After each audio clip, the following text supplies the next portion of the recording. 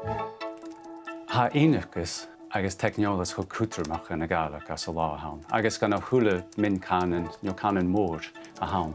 Is mise ulam lam, ha min am arst oritiche a gáilthe gnéitin, agus mí a has stúdig Garach. Le Garach, ha sin a fiach in die teicneòlas a chleachdadh, is an lentalach agus séasavach na Gaelach a futig arst. Bhí sin a cruaidh teicneòlas is an na Gaelach, agus a chleachdadh teicneòlas gus cultúr agus canan na Gaelach a thug sin na seair. Sé skipa go má farsing a hacinn le Garach. An drásta, ha síana racinn a gúpid iad project aineachad caint. Céimar a há? Ha go má tápa lecht.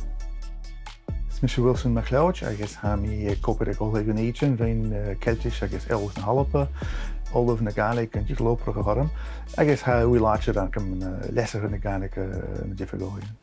Rún uur ha tín ors sé an teicneòlas, computerach, teicneòlas fisaí agus tóchharm an Acadian Leibsin. Ha farsinach voor de in het dal, ik skippe Garach in de raasta, agus anna eentje van faking is leven met haar te giano.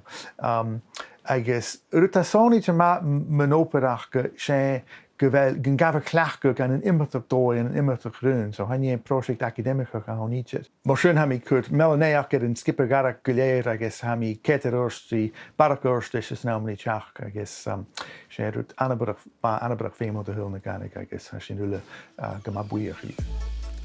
Ha sin a fuoch an súil far a bhfuil teicneòlas go cuaisteach go thula bhá fiúin acinn a thula minute, agus ha chu cútamach sa gas, go bí a Gaelach mar farsin a dúil a ha sin, agus ha sinne an Garach a fiochan dí sinna cruaidh, agus an a fiche blian ó cuic a fis is stocha bhí blian de computers a ha na sílanta sa Gaelach na ha duine sa bí acne sa lá sin.